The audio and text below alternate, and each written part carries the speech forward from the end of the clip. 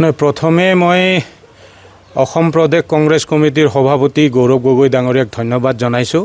লগতে প্ৰাৰ্থিত্ব নিৰ্বাচন কৰাৰ ক্ষেত্ৰত যি স্ক্ৰিনিং কমিটি আছিল আৰু বকছয়গাঁও সমষ্টিক লৈ যিকেইজন মানে তত্ত্বাৱধায়ক আছিল, মই সকলোৰে নাম লোৱা নাই, আৰু স্ক্ৰিনিং কমিটিৰ সৰ্বভাৰতীয় যিটো স্ক্ৰিনিং কমিটি মানে ভাৰতীয় জাতীয় কংগ্ৰেছৰ প্ৰিয়ংকা গান্ধী ডাঙৰীয়াৰ নেতৃত্বত যিটো টীম আহিছিল, সকলোলৈকে মই ধন্যবাদ জনাইছোঁ।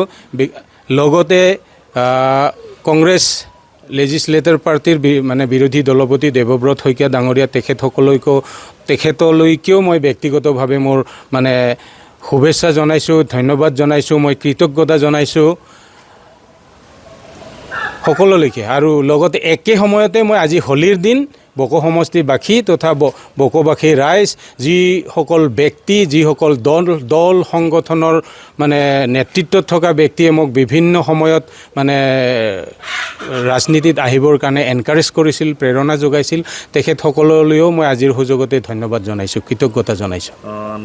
নৱগঠিত যি বকোছয়গাঁও সমষ্টি জনজাতীয় লোকৰ বাবে ৰিজাৰ্ভ কৰা হৈছে, এই ক্ষেত্ৰত বিজেপি দলে লাভান্বিত হ'ব পাৰিব নেকি?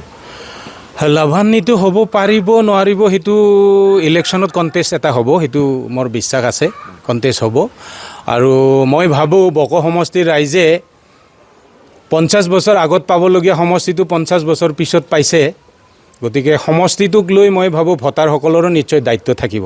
জনজাতি সমষ্টি, জনজাতিৰ সমস্যাবিলাকক লৈ পেলাই তেখেতসকল নিশ্চয় সচেতন, সজাগ হ'ব আৰু প্ৰাৰ্থী নিৰ্বাচনৰ ক্ষেত্ৰত তেখেতসকলে তেনেকৈ আগবাঢ়িব। আপুনি যোৱা বহু বছৰ ধৰি ছাত্ৰ নেতা হৈ আছিলে, সভাপতি হৈ আছিলে আৰচুৰ, আপুনি কি ক'ব এতিয়া ৰাজনীতিত অহাৰ পিছত? মানে ছাত্ৰ সংগঠন কৰিছিলোঁ, ৰাভাসকলৰ আত্মনিয়ন্ত্ৰণ সংগ্ৰামৰ লগত জড়িত আছিলোঁ, এটা পৰিধিৰ মাজত আছিলোঁ। মই সদায় পৰিধিৰ ভাঙি পেলাই এটা মানে বহল ক্ষেত্ৰত থাকিব খোজা মনৰ মাজেৰে কাম কৰিছিলোঁ তাতেও, আৰু সিটোৰ কাৰণে ৰাজনীতিৰ পথাৰখনলৈকে আহিছোঁ। আৰু মই ভাবোঁ মোৰ চিন্তা চেতনা, সংগঠন কৰা দিনবিলাকৰ চিন্তা চেতনা, যি ধৰণে কাম কৰিছিলোঁ, সেই কথাখিনি মোৰ কাৰণে কেতিয়াও সদায় পজিটিভ হৈ থাকিব আৰু ৰাইজে মোক তেনেকৈ গ্ৰহণ কৰিব বুলি পেলাই। যিকোনো খবৰৰ বাবে যোগাযোগ কৰক আমাৰ এই নম্বৰত 9181 307 2221।